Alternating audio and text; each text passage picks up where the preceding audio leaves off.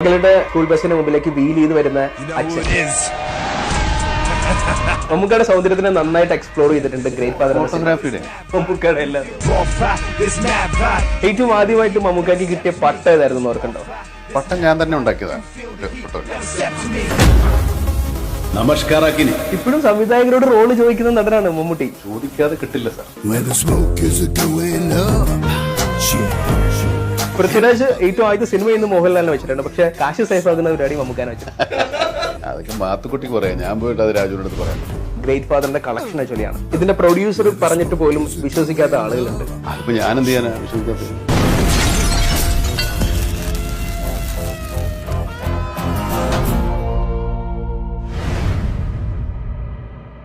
ജനിച്ചത് വൈക്കത്തിനടുത്തുള്ള ചെമ്പിലാണ്. പക്ഷെ അവിടെ നിന്ന് അങ്ങോട്ട് വളർന്ന മലയാള സിനിമയുടെ തനി തങ്കമായി മാറിയ കലാകാരൻ മമ്മൂക്കയാണ് ഇന്ന് നമ്മളോടൊപ്പം. നമസ്കാരം. നമസ്കാരം മാത്തുക്കുട്ടി. ഇപ്പോ മാത്തുക്കുട്ടിയാണ് എന്നോടൊപ്പം. സോറി. മമ്മൂക്കയ്ക്ക് ഇത് ഒരു കാലത്ത് നിർത്തില്ല അല്ലേ? എന്റെ കൂടെ മമ്മൂക്ക എന്ന് പറഞ്ഞ് ഇന്നേ വരെ സ്വീകരിച്ചിട്ടില്ല. അത് മാത്തുക്കുട്ടിയുടെ ആഗ്രഹം, ഇത് എന്റെ ആഗ്രഹം. ഓരോരുത്തരും ആഗ്രഹമല്ലേ. മാത്തുക്കുട്ടിയുടെ വിചാരം മാത്തുക്കുട്ടിയുടെ കൂടെ ആകണോ എല്ലാണോന്നല്ലേ? എല്ലാവരും ഒന്നല്ലേ? അങ്ങനെയൊന്നുമില്ല. മമ്മൂക്ക കൂടെ ഇരിക്കുമ്പോഴെങ്കിലും മിനിമം എനിക്ക് അങ്ങനെയില്ല. കാരണം നമ്മൾ മമ്മൂക്കാനെ കാണുമ്പോൾ അറിയാണ്ട് മറ്റേ വിധേയൻ സിനിമയൊക്കെ ഓർത്തു പോകും. പിന്നെ ഞാൻ മറ്റേ ഗോപകുമാറായി പോകും. വിധേയത്തിന്റെ ആവശ്യമൊന്നുമില്ല. തനി തങ്കം എന്ന് പറയുന്നു, അല്ലെങ്കിൽ ചെമ്പിൽ നിന്ന് വന്ന മലയാള സിനിമയുടെ സ്വർണം എന്ന് പറയുന്നു, അഭിനയ കലയുടെ സംശുദ്ധ സ്വർണ്ണ പുരുഷൻ എന്ന് പറയുന്നു. എനിക്ക് മമ്മൂക്കാക്ക് ഇങ്ങനെയുള്ള വിശേഷണങ്ങൾ ഇപ്പോൾ കഴിഞ്ഞൊരു 3 പതിറ്റാണ്ടുകളായിട്ട് ഒരുപാട് കേൾക്കുന്നുണ്ട് മമ്മൂക്ക. എനിക്ക് ഏറ്റവും ആദ്യം ചോദിക്കാനുള്ളത് തന്നെ, ഇപ്പോഴും ആ ഒരു അങ്ങനെ കേൾക്കുമ്പോൾ ഒരു അഡ്രിനാലിൻ റഷ് ഉണ്ടാവുന്നുണ്ട് മമ്മൂക്കാക്ക്? അങ്ങനെയൊന്നും പണ്ടുമില്ല ഇപ്പോഴും ഇല്ല.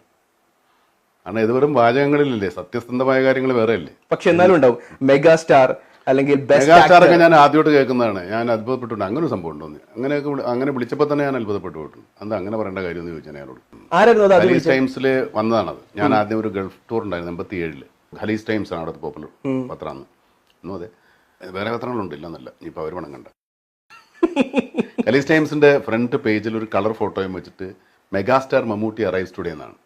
അതെന്താ മെഗാസ്റ്റാർ? അപ്പോൾ അപ്പോഴപ്പോ ഈ സൂപ്പർ സ്റ്റാർ കഴിഞ്ഞു പോയെന്നുള്ളത് പിന്നീട് അയാൾ കണ്ടാൽ പറഞ്ഞാണ്, കുറച്ച് കൂട്ടി കയറ്റിയാണെന്ന് പറഞ്ഞു. ഏറ്റവും ആദ്യമായിട്ട് മമ്മൂക്കാക്ക് കിട്ടിയ പട്ട ഏതായിരുന്നു ഓർക്കണ്ടോ?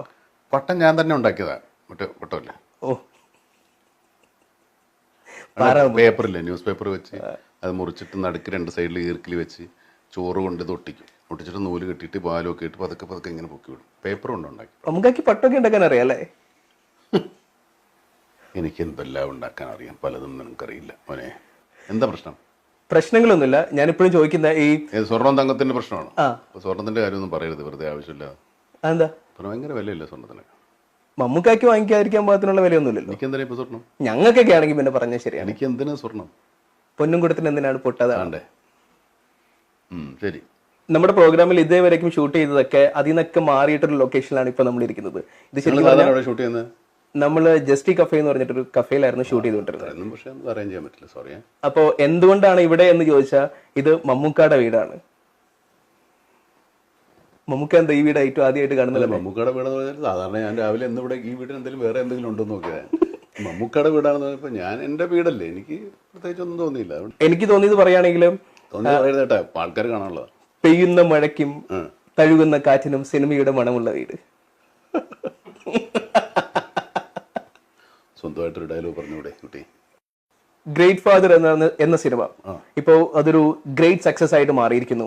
മമ്മൂക്കയുടെ കരിയറിൽ ഒരുപാട് റെക്കോർഡുകൾ ഉണ്ടായിട്ടുണ്ട്. ഇപ്പൊ രാജമാണിക്യം പോലെ, പോക്കറ്റ് രാജ പോലെ. പക്ഷെ ഈ പ്രാവശ്യം അതെല്ലാത്തിനും അപ്പുറത്തേക്ക് ഭയങ്കരമായിട്ട് കൊണ്ടാടപ്പെട്ട ഒരു റെക്കോർഡ് വിജയമായിട്ട് ഗ്രേറ്റ് ഫാദർ മാറിക്കഴിഞ്ഞു. ഏറ്റവും ആദ്യമേ ഈ സന്തോഷം എങ്ങനെ പങ്കുവയ്ക്കുന്നു?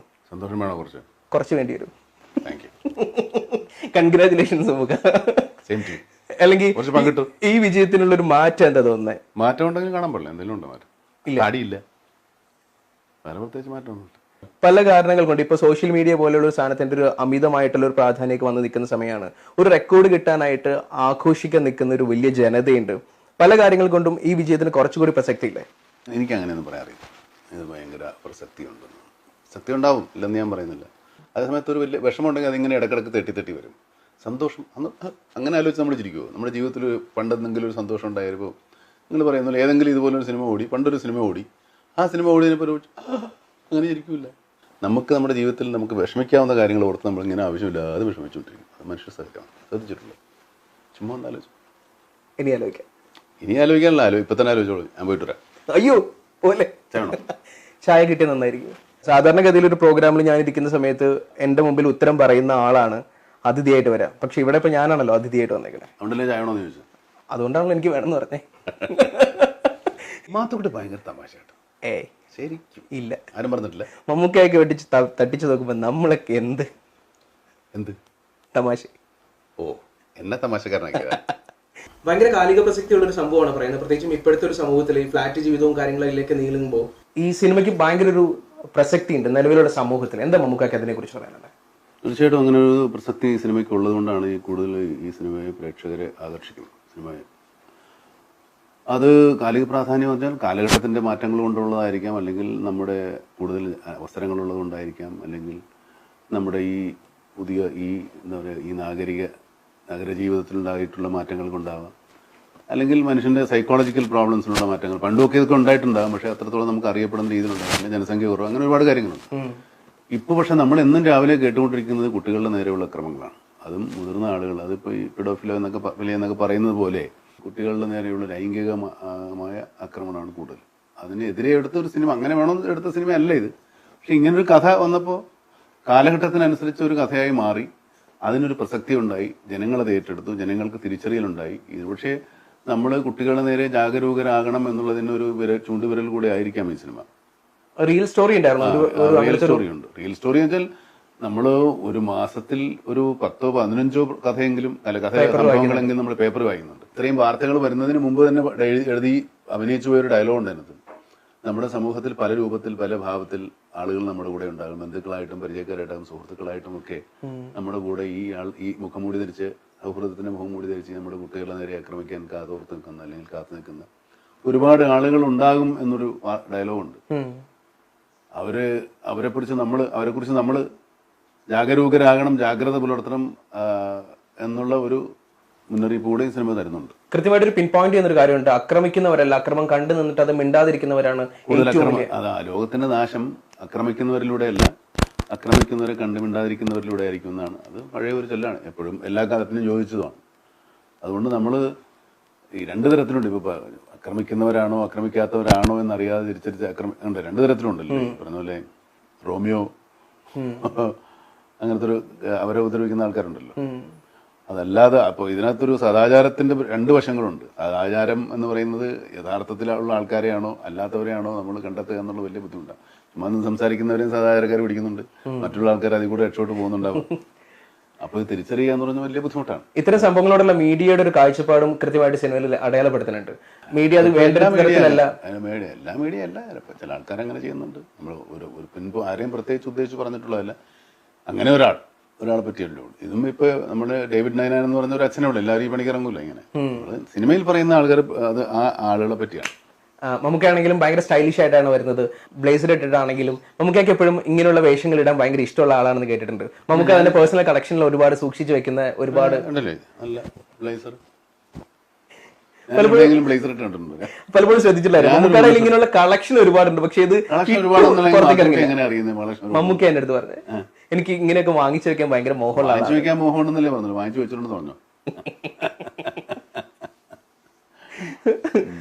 പേഴ്സണലി അങ്ങനെ സ്ക്രീനിൽ കാണുമ്പോൾ സിനിമയ്ക്ക് വേണ്ടി അങ്ങനെ ഒരു അത് ഈ കഥാപാത്രത്തിന് അങ്ങനെ ഒരു ഷോ ഉണ്ടാക്കാൻ വേണ്ടി അയാൾ ഷട്ടുമുണ്ട് ഇട്ടിരുന്നാലും കഥയ്ക്ക് ഒക്കെയാണ്. പക്ഷെ ഇവളുടെ ഈ കുട്ടിയുടെ കഥയിലെ കഥാനായകൻ അങ്ങനത്തെ ഒരാളാണ്. അവളുടെ അച്ഛൻ അങ്ങനത്തെ ആളായിരിക്കണം. എല്ലാ പെൺകുട്ടികൾ പ്രത്യേകിച്ച് അവളുടെ സങ്കല്പത്തിലെ ഏറ്റവും ശക്തനും സൂപ്പർ ഹീറോ അവളുടെ അച്ഛനാണ്. എപ്പോഴും അതെ, അച്ഛന്മാരായിരിക്കും. ആൺകുട്ടികൾക്കും അതെ ഇല്ലെന്നല്ല, പക്ഷെ പ്രത്യേകിച്ച് പെൺകുട്ടികൾ ഒരു സംരക്ഷകനും രക്ഷകനുമായിട്ടുള്ള ഒരു വലിയ ഫീൽ ഉണ്ടാവും. അവൾ വലുതാകുന്നവരെ അവളുടെ അച്ഛൻ, പിന്നെ സഹോദരൻ, അവളുടെ കാമുകനോ ഭർത്താവോ അങ്ങനെയായിരിക്കും സ്ത്രീകൾക്ക് ഒരു രക്ഷകനായിട്ട് എപ്പോഴും ഉണ്ടാകുന്നത്. അവർ രക്ഷിക്കുന്നതാണ്. പക്ഷേ നമ്മുടെ കാലഘട്ടത്തിൽ അത് വളരെ തിരിഞ്ഞാൽ പോകുന്നതേ ഉള്ളൂ. മകളുടെ സ്കൂൾ ബസ്സിന് മുമ്പിലേക്ക് വീൽ ചെയ്ത് വരുന്ന അച്ഛൻ, സ്വാഭാവികമായിട്ടും അത് കാണുന്ന സമയത്ത് മമ്മൂക്കയുടെ ഒരു ഗ്ലാമർ അതിഭീകരമായിട്ട്. പക്ഷെ അത് മോളുടെ ആഗ്രഹപ്രകാരം വരുന്നതായിരിക്കും. അച്ഛനിങ്ങനെ വരണം, ഇവര് പിള്ളേരെ സമ്മതിക്കുന്നില്ല, അങ്ങനെയാണ് ഇങ്ങനെയാണെന്നൊക്കെ ഇവള് ബെടായിയാണല്ലോ. അപ്പൊ അതുകൊണ്ട് അവള് പറഞ്ഞിട്ടുണ്ടാവും, ഇങ്ങനെ അടിച്ചു പൊളിച്ച എന്ത് ജാക്കറ്റില് കുഞ്ഞുങ്ങളെ സ്വിച്ചിൽ എന്നൊക്കെ ചോദിക്കുന്നുണ്ട്. അപ്പൊ കാലത്തെ ഇവള് പ്ലാൻ ചെയ്തിട്ടുണ്ടാവും, ഇവന്മാരെ പൊളിക്കാൻ വേണ്ടി ഇന്ന് വന്ന് ഒരു ജാട കാണിക്കണം, വേണേൽ 4-5 മോട്ടോർ സൈക്കിൾ കൂടെ വിളിച്ചു എന്ന് പറഞ്ഞു കാണുമായിരിക്കാം. മമ്മൂക്കയുടെ സൗന്ദര്യത്തിനെ നന്നായിട്ട് എക്സ്പ്ലോർ ചെയ്തിട്ടുണ്ട് ഗ്രേറ്റ് ഫാദർ. ഫോട്ടോഗ്രാഫിയുടെയാണ്. മമ്മൂക്കയുടെ എല്ലാം. അല്ല, ഇതിപ്പോ കാണുന്നത് തന്നെയല്ലേ, വേറെ ഇപ്പൊ പുതുതായിട്ട് എന്താ ഉള്ളത്? എനിക്ക് തോന്നുന്നു മമ്മൂക്കയുടെ സൗന്ദര്യ സംരക്ഷണത്തിലുള്ള പൊടിക്കൈകൾ എന്നൊക്കെ പറഞ്ഞിട്ട് ഒരു ബുക്ക്ലെറ്റ് ഇറങ്ങി കഴിഞ്ഞാലും കേരളത്തിൽ അത് ഭീകരമായിട്ട് വിറ്റുപോകുന്നു. ഇപ്പൊ എന്ത് തോന്നി? എന്റെ മുമ്പിൽ, നിങ്ങളുടെ മുമ്പിൽ തന്നെയല്ലേ ആയിരിക്കുന്നത്. പ്രത്യേകിച്ച് പൊടിക്കൈകളൊന്നും ഇല്ല, എന്തെങ്കിലും ചെയ്തു ഒന്നുമില്ല. ഗ്രേറ്റ് ഫാദർ എന്ന സിനിമയിൽ മമ്മൂക്കയുടെ ലുക്ക് കാണുമ്പോൾ ഏറ്റവും ആദ്യം പറഞ്ഞത് മമ്മൂക്ക കൊല്ലം മാസിൽ വരുന്നു എന്നുള്ള ഫീൽ ആയിരുന്നു. ഈ ലുക്ക് ശരിക്കും മമ്മൂക്ക തന്നെ ഡിസൈഡ് ചെയ്തായിരുന്നു അതോ സംവിധായകൻ തന്നെയായിരുന്നു? ഇത് വേണോ വേണ്ടെന്ന് തീരുമാനിക്കുന്ന ആളാണല്ലോ. നമ്മുടെ കാലത്തെ താടി വളർത്തി ചെന്ന് കഴിഞ്ഞാൽ അപ്പൊ ആ താടി എപ്പോഴാണ് പഠിക്കുന്നതെന്ന് ചോദിച്ചാൽ തീർന്നില്ലേ. അപ്പൊ സംവിധായകൻ കൂടെ തീരുമാനിച്ചിട്ടുണ്ട്, നമ്മളവിടെ ഇങ്ങനെ ഒരു താടി വെച്ച് വന്നപ്പോൾ ഇത് കൊള്ളാം, നമുക്ക് ഈ പടത്തിൽ ഉപയോഗിക്കാം എന്ന് പറഞ്ഞിട്ടുണ്ടെങ്കിൽ സംവിധായകന്റെ തീരുമാനം. അപ്പൊ ഡിസൈഡ് ചെയ്യുന്നത് സംവിധായകൻ. അതായത് മമ്മൂക്ക താടി വെച്ച് ചെന്നു, അപ്പൊ പറഞ്ഞു ഓക്കെ. അതെ, താടി കുറച്ച് നാളായിട്ട് ഇങ്ങനെ വളരുന്നുണ്ട്. താടി അമിത ഒരു വേറെ സിനിമയ്ക്ക്, തമിഴ് സിനിമയുടെ താടി ഉണ്ടായിരുന്നു. അപ്പോൾ അതിൻ്റെ ഷൂട്ടിംഗ് സമയത്ത് അവരുടെ തുടങ്ങുന്ന കാര്യങ്ങളൊക്കെ സംസാരിക്കുന്നു. അപ്പോൾ ഡയറക്ടർ പറഞ്ഞു താടി നമുക്ക് കിട്ടുമെന്ന് ചോദിച്ചു. താടി ഇപ്പോൾ ഇങ്ങനെ വെച്ചോണ്ട് വേണോ അതോ ഇത് എടുത്തു തരണമെന്ന്. പക്ഷെ ഇതേവരെ നമുക്ക് ഇപ്പൊ പണ്ടത്തെ സിനിമകളിലൊക്കെ മമ്മൂക്കയുടെ താടി ഇപ്പൊ ന്യൂഡൽഹി പോലെയുള്ള സിനിമകളിലൊക്കെ അത് എപ്പോൾ താടിയാ? ഇത് ഞാൻ വെച്ച താടിയാ. ഇതിപ്പോ എത്ര കാലം കൊണ്ട് വളർന്ന താടിയായിരുന്നു? ഇത് 10-30 ദിവസം ഉണ്ടാവും, 35 ദിവസമൊക്കെ ആണ്. 30 ദിവസം കൊണ്ട് അത്ര വലിയ താടിയൊക്കെ ഉണ്ട്? അതല്ല, ഷൂട്ടിംഗ് ഉണ്ടല്ലോ 10 ദിവസം. പിന്നെ ആവശ്യത്തിന്റെ കണ്ടിന്യൂറ്റി അനുസരിച്ചിട്ട് അത് ട്രിം ചെയ്തൊക്കെ നിർത്തി. മുടിയൊക്കെ ഇടക്കിടക്ക് വിട്ടു വരും. എല്ലാവരും ഇതിന്റെ ടീസർ വന്നപ്പോൾ പ്രതീക്ഷിച്ചതൊരു മാസ് പടം മാത്രമാണെന്നായിരുന്നു. പക്ഷെ തിയേറ്ററിൽ കയറിയ പ്രേക്ഷകർക്കാണ് മനസ്സിലായത് ഇതൊരു കുടുംബ ചിത്രമാണെന്നുള്ളത്. അത് കുടുംബങ്ങൾ മാസപ്പെടുവില്ലേ? അല്ല, മാസം എന്ന് പറഞ്ഞാൽ ഒരു ആൾക്കൂട്ടമല്ലേ. അപ്പൊ ഇതൊരു മാസ് പടം തന്നെയാണ് അങ്ങനെ ആലോചിക്കുമ്പോൾ അല്ലേ. അങ്ങനെ ഒരു പ്ലാൻ ഉണ്ടായിരുന്നു. അതായത് നമുക്കിത് സിനിമ എടുക്കുമ്പോൾ അങ്ങനെ ടാർഗറ്റഡ് ഓഡിയൻസിന് വേണ്ടി നമുക്ക് സിനിമ എടുക്കാൻ പറ്റില്ല. ചിലപ്പോൾ അവൾക്ക് ഉള്ളിലെങ്കിൽ എന്ത് ചെയ്യും, ഒരു പ്രത്യേകതരം പ്രേക്ഷകനെ ഉദ്ദേശിച്ചൊരു സിനിമ എടുത്തു കഴിഞ്ഞാൽ അങ്ങനെ ഒരു സിനിമ എടുക്കാൻ എനിക്കറിഞ്ഞൂടെ എങ്ങനെയാണ്. സിനിമ വരുന്ന സമയത്ത് പഴയതിനേക്കാൾ കൂടുതൽ ഇപ്പോൾ ആക്രമണങ്ങളൊക്കെ കൂടിയിട്ടുണ്ട് സൈബർ ലോകത്ത്. കാലഘട്ടത്തിന്റെ പ്രത്യേകതയാണെന്ന് വിചാരിച്ചാണ്. ഏറ്റവും സമാധാനപരമായിട്ടുള്ള റിലീസൊക്കെ കണ്ടിട്ടുള്ള ഒരാളാണ് നമുക്ക്. ഇപ്പൊ ഈ ഒരു സമാധാനപരമായിട്ട് പറഞ്ഞാൽ സൈബറില്ല, അതിന് വേറെ മാർഗങ്ങളുണ്ട്. ആളുകളുടെ താല്പര്യങ്ങളും ചേരിതിരിവും പക്ഷം ചേരലും ഇഷ്ടങ്ങളും പരിഗണനകളും മുൻഗണനകളും ഒക്കെ മാറിക്കൊണ്ട് എപ്പോഴും ഉണ്ടാവും. ഇപ്പൊ സൈബർ ഉള്ളതുകൊണ്ട് അത് അന്ന് ചായക്കടയിൽ പറയുന്നതാണ് ഇപ്പൊ ഇത് ഇവിടെ പറയുന്നത്. പക്ഷെ അന്ന് ചായക്കടയിൽ പറയുന്നത് അവർ മാത്രമായിരുന്നു കേൾക്കുള്ളൂ. ഇപ്പം വലിയ ചായക്കടകളിലായി, അത്രേ ഉള്ളൂ. അതിനെയൊന്നും നമുക്കിപ്പോൾ നിഷേധിക്കാനോ നിരുത്സാഹപ്പെടുത്തിയിട്ടൊന്നും സംഭവിക്കാം. അതൊക്കെ ഒന്നുകിൽ അതിന് പുതിയ എന്തെങ്കിലും സങ്കേതം വരുമ്പോൾ വേറെ അങ്ങോട്ട് മാറാം, നിൽക്കാം, ഇല്ലെങ്കിൽ തുടരാം. അത് നമുക്ക് പറയാൻ പറ്റില്ല. നമുക്ക് ഇപ്പൊ ഭയങ്കര ഡിപ്ലോമാറ്റിക് ആയിട്ടാണ്. ഡിപ്ലോമാറ്റിക് ആയിട്ടല്ല, ശരിയല്ല എന്ന് പറയുന്നത് കാര്യം. മാത്തുക്കുട്ടി അങ്ങനെ ചെയ്യുന്നത്. മാത്തുക്കുട്ടി ഒരാളോട് പറയാം, കംപ്ലീറ്റ് ഫോണും കമ്പ്യൂട്ടറുള്ള എത്രയോ ആൾക്കാരോട് നമുക്ക് പറയാൻ പറ്റും. എന്നാലും ഒരു വലിയ സമൂഹം കാണുന്നുണ്ടല്ലോ നമ്മുടെ പ്രോഗ്രാം ആണെങ്കിലും. അവർ കാണട്ടെ, അവർക്ക് തീരുമാനിക്കണം. നമ്മളല്ലല്ലോ, ഒരാൾ തീരുമാനിച്ചാൽ ഒന്നും നടക്കത്തില്ല ലോകത്ത്. എല്ലാ മാറ്റങ്ങളും ഉണ്ടാക്കുന്ന ഒരു കൂട്ടം ജനങ്ങൾ ആലോചിക്കുമ്പോഴും തീരുമാനിക്കുമ്പോഴാണ് അത് ഇതിനകത്തും ഉണ്ടാവും. നമുക്കൊക്കെ എല്ലാ കാലത്തും ഈ കുട്ടികളുടെ ബേസിസിൽ കഥ പറയുന്ന സിനിമകളോട് ഭയങ്കര താല്പര്യമുണ്ടെന്ന് തോന്നിയിട്ടുണ്ട്. ഞാൻ എപ്പോഴും ഒരു കുട്ടിയായിട്ടുള്ള ഒരാളാണ്. മുഹമ്മദ് കുട്ടി ഒരു കുട്ടിയുണ്ട്. അതെ, അത് തന്നെയാണ് എന്റെ പ്രധാനപ്പെട്ട കാരണം. കണ്ടുപിടിച്ചല്ലേ? പിന്നെ ഭയങ്കര ബുദ്ധിയാണ്. നമ്മുടെ രണ്ടുപേരുടെ പേരിലുണ്ടല്ലോ കുട്ടി. അത് മാത്തുക്കുട്ടി, ഇത് വേറെ കുട്ടി.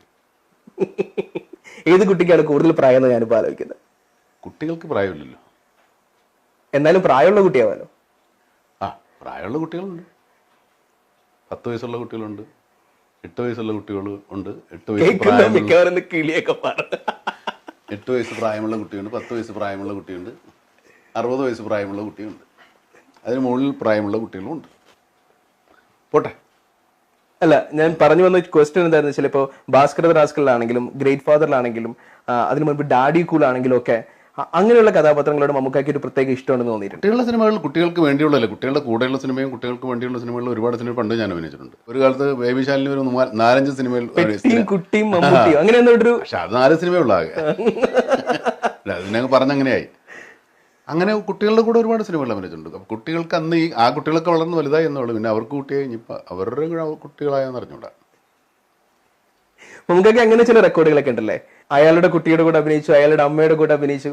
മമ്മൂക്ക ഇങ്ങനെ തന്നെ നിൽക്കാണല്ലോ, അപ്പുറത്ത് ഇങ്ങനെ കാലം ഓടിക്കൊണ്ടിരിക്കുന്നത്. വെറുതെ പറയുന്ന റെക്കോർഡുകളല്ലേ അതൊക്കെ, ഓരോരുത്തർ വെറുതെ പറയുന്ന റെക്കോർഡിലല്ലോ, സ്ക്രീനിൽ നമ്മൾ കണ്ട റെക്കോർഡുകളല്ലേ. ശരി, വേറെ ഇതൊന്നും നമുക്ക് മറുപടി പറയാണ്ട് ഞാൻ ഇങ്ങനെ വേറെ എന്ത് മറുപടി പറയാൻ? ഞാൻ ക്വസ്റ്റ്യൻ ഫാക്ടറിയോ? ഇപ്പൊ പകലാണ്. അതെ, ഇപ്പൊ എന്താ പറയാൻ നോക്കും? അപ്പൊ പകലാണെന്ന് പറയുമ്പോൾ തന്നെ നമ്മൾ പറയണം പകലാണ്, നല്ല വെയിലാണ്. ഇപ്പൊ ഇന്നലെ 32 ഡിഗ്രി 32 ഡിഗ്രി 32 ഇന്നലെ ഉണ്ടായിരുന്നു, ഇന്ന് 33 ആണ്. ഇതല്ലാതെ ഞാനിങ്ങനെ മമ്മൂക്കയ്ക്ക് സംസാരിക്കുമ്പോ എപ്പോഴും പറഞ്ഞു കേട്ടിട്ടുള്ള ഒരു കാര്യമാണ്, മമ്മൂക്കാനോട് സംസാരിക്കുക എന്ന് പറയുന്നത് ഒരു അതിസാഹസികതയാണ്. അത് ഇന്റർവ്യൂ ചെയ്യാന്ന് പറയുന്നത്. മമ്മൂക്ക എങ്ങനെ ചോദ്യങ്ങളിൽ നിന്ന് മാറിക്കൊണ്ടിരിക്കും. എന്നിട്ട് അടുത്തത് പറയൂ. അവസാനം നമ്മുടെ ഇന്ന് തീർന്നു പോകുമ്പോ മമ്മൂക്ക തുടങ്ങും. അതൊന്നും മനഃപൂർവ്വമൊന്നുമല്ല മാത്തുക്കുട്ടി, ഒരു രീതികളുണ്ട്. നമ്മൾ ഈ സൗഹൃദം കൊണ്ടാ ഈ സംഭാഷണം ഇത്ര സൗഹൃദ പരമാകുന്നു. അതേസമയത്ത് എന്നെ കൊല്ലാൻ വേണ്ടി മാത്തുക്കുട്ടി കാലത്ത് ഒരു കത്തിയായിട്ട് വന്നിരുന്നു കഴിഞ്ഞാൽ ഞാൻ ഓടിപ്പോവും. അപ്പൊ പറയും. മമ്മൂക്കയുടെ അടുത്ത് പക്ഷെ ഇപ്പോഴും പല ചോദ്യങ്ങളും ചോദിക്കാനായിട്ട് ഭയക്കുന്ന ആളുകളുണ്ട്. പൈസ എത്രയെന്ന് ചോദിക്കാൻ ഞാൻ പറയണോ? ലോകത്തെല്ലാവർക്കും അറിഞ്ഞൂടെ? വിക്കിപീഡിയ ഉള്ളിടത്തെല്ലാം കലത് മേടിക്കും. അത് അവർ തോന്നിയ മാറ്റിക്കൊണ്ടിരിക്കുന്നു.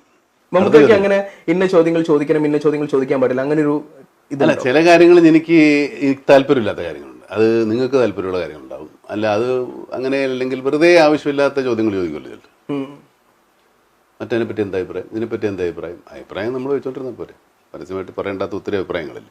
പലരും സിനിമയിൽ നിന്ന് തന്നെയാണെങ്കിലും തുറന്ന അഭിപ്രായങ്ങൾ പറയുന്ന ആളുകളുണ്ട്.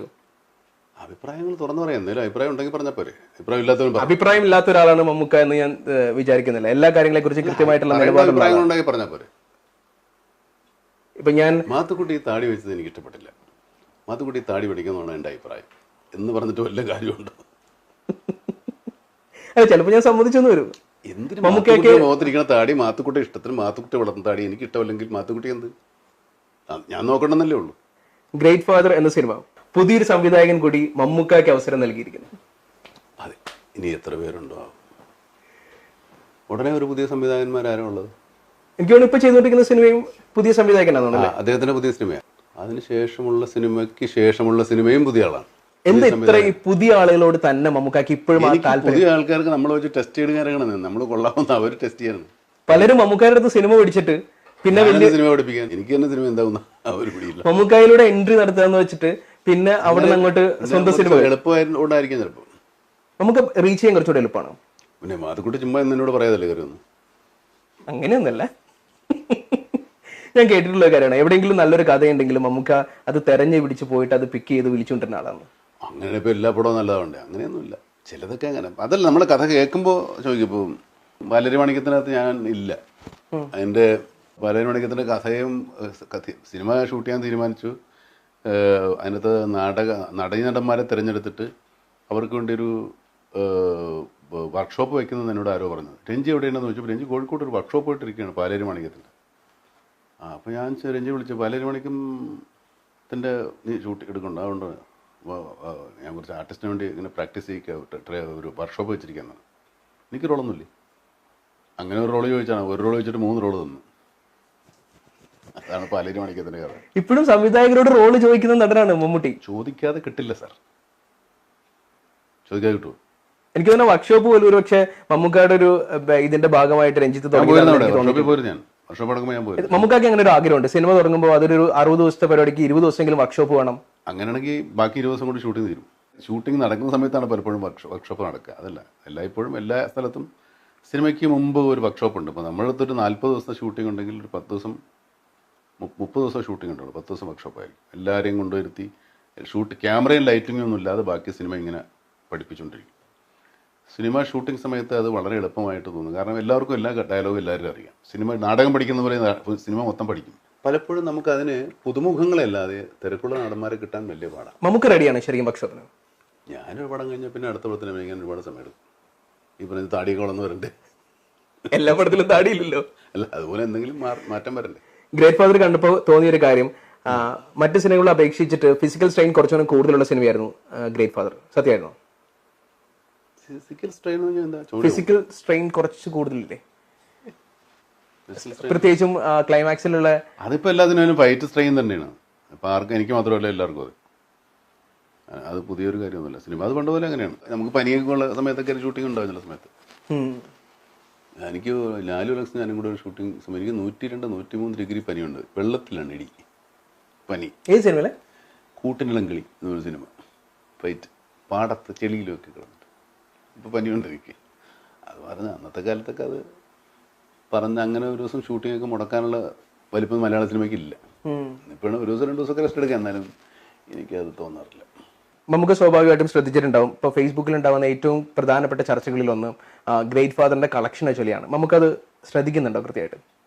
ഞാനിപ്പോൾ കുറച്ച് ദിവസമായിട്ട് ഇവിടെ ഇല്ലായിരുന്നു. എന്നാലും മമ്മൂക്കയിൽ ഞാൻ അങ്ങനെ എപ്പോഴും അങ്ങനെ പോകാറ്. അക്കൗണ്ടുള്ള ആളല്ലേ, പേജേ ഉള്ളൂ. മമ്മൂക്ക ഓൺലൈനുമായിട്ട് എത്രമാത്രം നല്ല ബന്ധമാണ് പുലർത്തുന്നതെന്ന് ഒരു ധാരണ ആളുകൾക്കുണ്ട്. പ്രത്യേകിച്ചും ഏറ്റവും പുതിയ മീഡിയവുമായിട്ട് അത് ഇലക്ട്രോണിക് മീഡിയ. അതുകൊണ്ട് ഞാൻ ഈ പറയുന്നതെല്ലാം കാണണമെന്നില്ല. ഞാൻ ടെക്നോളജിയോ മറ്റു കാര്യങ്ങളോ അറിയാം, ലോകത്ത് എന്തെല്ലാം കാര്യങ്ങൾ അറിയാം. ഇതിന്റെ പ്രൊഡ്യൂസർ പറഞ്ഞിട്ട് പോലും വിശ്വസിക്കാത്ത ആളുകളുണ്ട്. അതിപ്പോ ഞാൻ എന്ത് ചെയ്യാനാ വിശ്വസിക്കാത്തതിന്? വിശ്വസിച്ചില്ലെങ്കിൽ എന്ത് ചെയ്യും? നമുക്ക് പത്തല്ലേ വിശ്വസിപ്പിക്കാൻ പറ്റും. അതാണോ പ്രധാന വിഷയം? അതും ഒരു വിഷയമാണല്ലോ. അതൊരു വിഷയമാക്കരുത്. പൃഥ്വിരാജ് മമ്മൂക്കാനെ വെച്ച് കാശുണ്ടാക്കി. പൃഥ്വിരാജ് വേറെ എന്തെല്ലാം തരത്തിൽ പൈസ ഉണ്ടാക്കുന്നുണ്ട്. അയാൾ അഭിനയിച്ച് പൈസ ഉണ്ടാക്കുന്നത്, വേറെ എന്തെങ്കിലും പൈസ ഉണ്ടാക്കുന്ന ബിസിനസ് ഉണ്ടെന്ന് എനിക്കറിഞ്ഞുകൂടാ. അതിലൊന്നാണിത്. പൃഥ്വിരാജ് കാശുണ്ടാക്കിയത് ഈ സിനിമ വെച്ചിട്ടാണെന്നല്ല.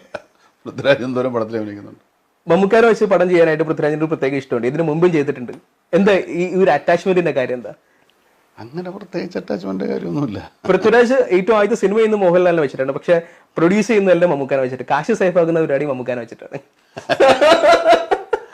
അതൊക്കെ മാത്തുക്കുട്ടിക്ക് പറയാം. ഞാൻ പോയിട്ട് അത് രാജുവിൻ്റെ അടുത്ത് പറയാൻ പറ്റുമോ? സിനിമ ലാലും മറ്റേ കഥയാണ് രാജുവിന് കിട്ടിയത്, അതുകൊണ്ടായിരിക്കും സിനിമ എടുക്കുന്നത്. എന്നെ വെച്ച് കഥ വരുമ്പോൾ എടുക്കുമായിരിക്കും. അത് പറ്റില്ല എന്ന് പറയാൻ പറ്റുമോ? പരിചയമുള്ളതുകൊണ്ട്. അങ്ങനെയൊന്നും സിനിമയിൽ പറ്റില്ല. നമുക്ക് അഭിനയിക്കുക ഇതൊരു ജോലിയാക്കുകയാണ്. അത് നമ്മളെല്ലാവർക്കും അവൈലബിൾ ആവണം. ഇപ്പൊ പൃഥ്വിരാജിന്റെ കാര്യം പറഞ്ഞ പോലെ പൃഥ്വിരാജ് ഇപ്പോൾ സ്വന്തമായിട്ടൊരു സിനിമ സംവിധാനം ചെയ്യാൻ പോകുന്നു. മമ്മൂക്കാക്ക് അങ്ങനെ ഒരു ആഗ്രഹം ഒരു സമയത്ത് സൂക്ഷിച്ചിരുന്ന ഒരാളാണ്. ഞാൻ കേട്ടിട്ടുണ്ട് ഭൂതക്കണ്ണാടി എന്ന സിനിമ മമ്മൂക്കാക്ക് സംവിധാനം ചെയ്യാൻ ഇഷ്ടമുണ്ടായിരുന്ന സിനിമയായിരുന്നു. രജനീകാന്തിനെ നായകനാക്കിയിട്ട് ചെയ്യാൻ ഇഷ്ടമുണ്ടായിരുന്ന സിനിമ. അങ്ങനെയാണെങ്കിൽ കണ്ടാലല്ലേ അറിയും മമ്മൂക്ക എന്ന് പറയുന്ന സംവിധായകനെ. ഞാനങ്ങനെ ആഗ്രഹിച്ചിരുന്നു എന്നുള്ളത് ശരിയാണ്. രജനീകാന്തിന്റെ അടുത്ത് ഞാൻ കഥയും പറഞ്ഞിട്ടുണ്ടായിരുന്നുള്ളത് ശരിയാണ്. ഭൂതക്കണ്ണാടിയുടെ കഥ. പക്ഷെ അത് പുള്ളി പറയാമെന്ന് പറഞ്ഞിരുന്നു. പക്ഷെ പിന്നീട് ഞാൻ പുള്ളിയെ നിർബന്ധിക്കാനോ സിനിമ സംവിധാനം ചെയ്യണമെന്നൊരു ആഗ്രഹമോ ഒന്നും വെച്ചു പുലർത്തിയില്ല. ഒരിക്കൽ ദുൽഖറിനോട് സംസാരിക്കുമ്പോൾ ദുൽഖർ പറഞ്ഞ കാര്യമുണ്ട്, മമ്മൂക്ക ഒരിക്കൽ പോലും ഓപ്പൺ ഹൗസിന് വന്നിട്ടില്ല. ദളപതിക്ക് ഇറങ്ങിയ സമയത്ത് ചെന്നൈയിൽ ഭയങ്കര ഇളക്കം ഉണ്ടായിരിക്കുമ്പോൾ ടീച്ചേഴ്സ് തന്നെ ചോദിക്കാറുണ്ടായിരുന്നു ഒരു ദിവസം ഫാദറിനെ കൂട്ടിയിട്ട് വരുമെന്ന്. ഞാൻ ഗ്രേറ്റ് ഫാദറിലെ സീൻ കണ്ടപ്പോൾ അത് ആലോചിച്ചു. അതായത് മമ്മൂക്ക മക്കളുടെ സ്കൂളിലേക്ക് ചെല്ലുമ്പോൾ ഉണ്ടാവുന്ന ഒരു ആരവം എന്തായിരിക്കും. കയ്യിൽ തോക്കും തലയിൽ തൊപ്പിയും ബ്ലാക്ക് ബീസ്റ്റ് ഇല്ലെങ്കിലും മമ്മൂക്ക വന്നിറങ്ങുമ്പോൾ ഉണ്ടാവുന്ന ഒരു ആരവം ഉണ്ടല്ലോ. ഞാൻ ആലോചിച്ചിട്ടില്ല. സിനിമയിൽ കാര്യമാണ്. സിനിമയിൽ ഇപ്പൊ ഇവിടെ ആൾക്കാർക്ക് അറിയാവുന്നതുകൊണ്ട് ആരവം ഉണ്ടാവും. ആര്യ ഈ സിനിമയുടെ വിജയത്തിന്റെ ഭാഗമായിട്ട് സംസാരിക്കുമ്പോൾ ആര്യ പറഞ്ഞ കാര്യം, ഒരുപാട് പേര് എൻ്റെ അടുത്ത് ചോദിച്ചായിരുന്നു മമ്മൂക്ക എന്ന് പറയുന്നത് ഭയങ്കര കർക്കശക്കാരനല്ലേ എന്ന്. പക്ഷെ എനിക്ക് നേരിട്ടപ്പോഴാണ് മനസ്സിലായത് മമ്മൂക്ക എത്രമാത്രം സ്വീറ്റ് ആണെന്നുള്ള കാര്യം. ഈ കാർക്കശ എന്തിന്റെ കാര്യത്തിലാണെന്ന് അറിഞ്ഞുകൂടാ. കർക്കശക്കാരെന്ന് വെച്ചാൽ അങ്ങോട്ട് നോക്കുന്നത് ഇങ്ങോട്ട് നോക്കുന്നത് ചിരിക്കുന്നത് അങ്ങനെയാണ്. സ്കൂൾ മാഷ് ഒരു കാർക്കശവും ഞാൻ സിനിമയിൽ ആരോടും കാണിക്കാറില്ല. ഉണ്ടോ? മാത്തുക്കുട്ടി തോന്നുന്നുണ്ട്. ഒരു പ്രാവശ്യം ആർക്കും തോന്നും.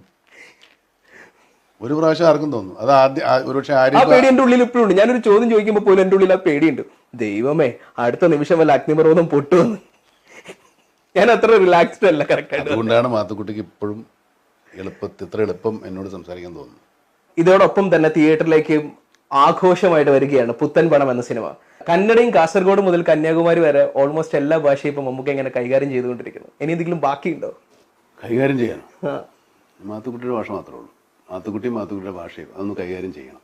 പുത്തൻപടം പെട്ടെന്ന് അത് ഈ പറഞ്ഞ ഡിമോണിറ്റൈസേഷൻ സിനിമയിൽ ഒരു ചെറിയ വിഷയമാണ്. അത് എൻ്റെ ഒരു പ്രസക്തി നഷ്ടപ്പെട്ടു പോകുന്നതിന് മുമ്പ് ആ സിനിമ ഇറക്കണമെന്ന് ആഗ്രഹം പ്രൊഡ്യൂസർക്കും ഡയറക്ടർക്കും ഉണ്ട്. അതാണ് അതിനകത്തൊരു പെട്ടെന്ന് വന്നതിന് കാരണം. അത് മറന്നു പോകുന്നതിന് മുമ്പ് ആ സിനിമ ഇറക്കണം. മറന്നുപോയി കാണുമോ? നവംബർ 8 തീയതി ആ സമയമുണ്ട്. അപ്പൊ അത് കഥയിൽ പ്രധാന വിഷയമാണ്. ഗ്രേറ്റ് ഫാദർ ഏതായാലും റെയിലാണ്. അപ്പൊ പിന്നെ വേറെ റെയിലേക്ക് കൂടി ഇത് ഓടിക്കാം എന്നാണ് അവർ വിചാരിച്ചിരിക്കാൻ തോന്നുന്നു. തീർച്ചയായിട്ടും അത് ഞാൻ ഈ വാഗ്ദാനങ്ങളൊന്നും കൊടുത്ത് സിനിമയെ ആൾക്കാരെ തിയേറ്ററിലേക്ക് ക്ഷണിക്കാനൊന്നും ഉദ്ദേശിക്കുന്നില്ല. ട്രെയിലർ കണ്ടിട്ട് എന്ത് തോന്നിയോ അത് ഒരു ചെറിയ ട്രെയിലർ മാത്രമാണ്. ട്രെയിലർ കണ്ടിട്ട് ഭാഷ കൈകാര്യം ചെയ്യുന്ന കാര്യത്തിലും സ്ക്രീൻ പ്രസൻസിന്റെ കാര്യത്തിലും ഒരു പടി മേതിയാണ് പുത്തൻ പടം. സന്തോഷം.